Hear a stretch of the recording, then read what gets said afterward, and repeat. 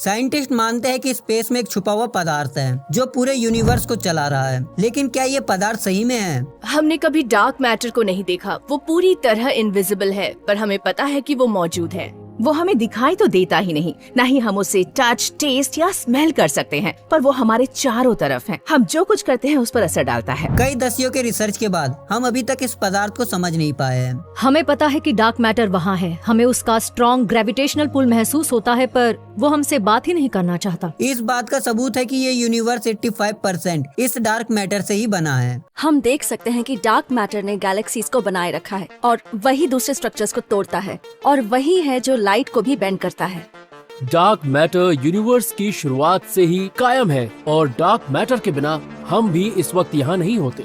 अगर हम dark matter को देख नहीं पाते, छू नहीं पाते, तो क्या ये डार्क मैटर सही में मौजूद है? चलिए जानते हैं आज की इस वीडियो में। हाइडीज स्टार क्लस्टर धरती से 150 लाइट ईयर्स दूर 700 सितारों का घर है। हाइडीज धरती के इतने करीब है कि आप इसे अपनी सादी आंखों से देख सकते हैं। रात को आसमान में जब देखते हैं तो टॉरस द बुल में हाइडीज वी शेप 65 करोड़ साल की अपनी जिंदगी में हाइडीज ज्यादातर शांत रहा है, लेकिन अब कोई है जो इसकी शांति को भंग कर रहा है। इस क्लस्टर के सेंटर से 2 स्टार टेल्स बाहर की तरफ निकली हुई है। इन दोनों स्टार टेल की लंबाई एक जैसी है, लेकिन एक टेल से सितारे बाहर की तरफ निकल रहे हैं। कुछ उसमें गड़बड़ कर रहा है, कुछ है जो उस पर फोर्स लगा रहा है, इसलिए स्टार अपनी ऑर्बिट से बाहर हो रहे हैं। ऐसा कुछ है जिसका ग्रेविटेशनल फोर्स काफी जबरदस्त है। वो इस क्लस्टर के पास से गुजरा है और उसने कुछ स्टार्स को बाहर की तरफ धकेल दिया है। हाइडीज जैसे ऑब्जेक्ट से स्टार्स को ग्रेविटेशन के जरिए खींचना है, इसके लिए आपको एक बहुत ही भीमकाय स्ट्रक्चर चाहिए, सूरज के मैस से 1 करोड़ गुना ज्यादा। इसका मतलब ये विशाल कॉस्मिक मॉन्स्टर हमें नजर आना चाहिए, लेकिन जब साइंटिस्ट इसे अपने टेलीस्कोप की मदद से ढूंढने की कोशिश करते हैं तो वो इलाका खाली नजर आता है। वहाँ कुछ भी नहीं है, मेरा मतलब कुछ भी नहीं।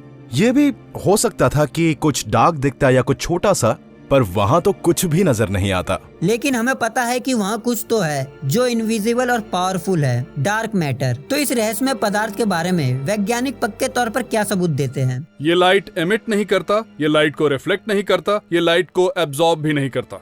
डार्क मैटर के बारे में हमें बस यही पता है कि उसमें ग्रेविटी होती है। हमें ये भी नहीं पता कि ये मैटर है भी या नहीं, हमें उसके बारे में सिर्फ इतना पता है कि उसमें ग्रेविटी होती है। साइंटिस्ट भले ही इन्हें देख और छू नहीं सकते, लेकिन इसके निशानियों को ढूंढने में वैज्ञानिक काफी माहिर हैं। साल 1993 एक एस्ट्रोनॉमर फ्रिट्ज ज़ुइकी जब स्पेस को ऑब्जर्व कर रहे थे, तब उन्होंने ये नोटिस किया कि कुछ गैलेक्सीज काफी बड़ी है, लेकिन उनके अंदर के स्टार, प्लैनेट्स और एस्ट्रॉयड का टोटल वेट सिर्फ उस गैलेक्सी का 1% ही है। अब जैसा कि हम सबको पता है कि जितना बड़ा ऑब्जेक्ट होगा उसका मास उतना ही ज्यादा होगा, वरना वो अनस्टेबल हो जाएगा, लेकिन वो सभी गैलेक्सीज स्टेबल थी। ये देखकर फ्रिट्ज ने सबसे पहले डार्क मैटर शब्द का इस्तेमाल किया, और इस डार्क मैटर के बिना हमारा वजूद भी नहीं रहता। साल 2021 में वैज्ञानिकों की टीम ने एक वर्चुअल एक्सपेरिमेंट किया ताकि ये अंदाजा लगाया जा सके कि डार्क मैटर कहाँ पर होना चाहिए। उन्होंने सुपर कंप्यूटर को उन जगहों को मैप करने दिया जहाँ गैलेक्सीज और लाइट बैंड हो रही थी, और इस सुपर कंप्यूटर ने यूनिवर्स में डार्क मैटर का एक नक्शा तैयार कर दिया जो पूरे यूनिवर्स में मकड़ी के जाले की तरह फैले हुए हैं। जहाँ डार्क मैटर ज्यादा संख्या में है, वहाँ हमें गैलेक्सीज बनते हुए दिखाई देती है, और वैज्ञानिक मानते हैं कि हमारे पूरे यूनिवर्स का 85% इसी डार्क मैटर से बना हुआ है। बाकी के 15% रेगुलर मैटर है, जैसे स्टार्स, प्लैनेट्स और हम। अगर साइंटिस्ट सही है तो इस यूनिवर्स को बनाने में डार्क मैटर ने एक अहम रोल अदा किया है। वैज्ञानिक मानते हैं कि जैसे जैसे शुरुआती समय में यूनिवर्स बड़ा होता गया, वैसे वैसे ही डार्क मैटर ने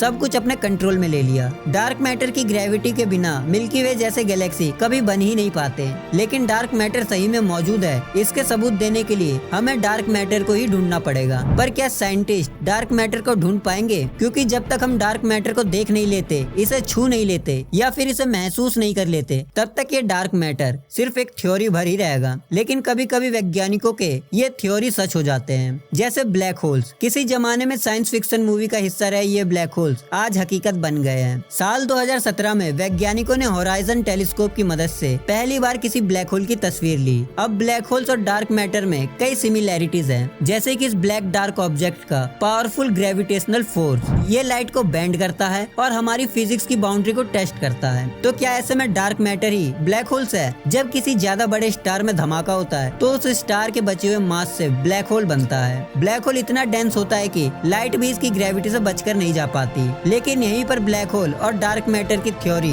डगमगा जाती है, क्योंकि पूरे यूनिवर्स के इतिहास में ना तो इतने तारे बने हैं और ना ही खत्म हुए हैं कि इससे 85% डार्क मैटर बन सके। लेकिन अगर डार्क मैटर ब्लैक होल से बना है तो ये काफी अलग होंगे। ये ऐसे ब्लैक होल्स हो सकते हैं जिन्हें हमने कभी नहीं देखा, यानी ये प्राइमोर्डियल ब्लैक होल्स हो सकते हैं। 1970 के दशक में स्टीफन हॉकिंग ने पहली बार ये थ्योरी दी थी कि प्राइमोर्डियल ब्लैक होल्स ही डार्क मैटर हो सकते हैं। स्टीफन हॉकिंग की ये थ्योरी 13 अरब साल पहले हुए बिग बैंग पर आधारित है। इस बिग बैंग के धमाके की डेंसिटी से ये छोटे प्राइमोर्डियल ब्लैक होल्स बड़ी तादाद में बनना शुरू हुए होंगे और इन प्राइमोर्डियल ब्लैक होल का मास हमारे सूरज की तुलना में लाखों गुना ज्यादा होगा। लेकिन इस थ्योरी में भी एक दिक्कत है। ज्यादातर वैज्ञानिक मानते हैं कि बिग बैंग की फिजिक्स अधूरी है। आज भी हम बिग बैंग के बारे में ज्यादा नहीं जान पाए। इस वजह से प्राइमोर्डियल ब्लैक होल्स की थ्योरी में भी ज्यादा भरोसा नहीं किया जा सकता। लेकिन मई 2019 में धरती को हिला देने वाली एक टक्कर हुई। ये टक्कर इतनी भयानक थी कि इसने धरती के साथ साथ पूरे स्पेस में ग्रेविटी की लहर पैदा कर दी। Laser interferometer gravitational wave observatory ने स्पेस टाइम की इस गड़बड़ी का पता लगाया। स्पेस में ग्रेविटी की ये लहर दो ब्लैक होल के टकराने से बनी। लेकिन ये ब्लैक होल्स मरे हुए स्टार से नहीं बने थे, क्योंकि ये ब्लैक होल्स 85 सोलर मैस जितने थे और कभी भी एक स्टार इस मैस का ब्लैक होल नहीं बन सकता।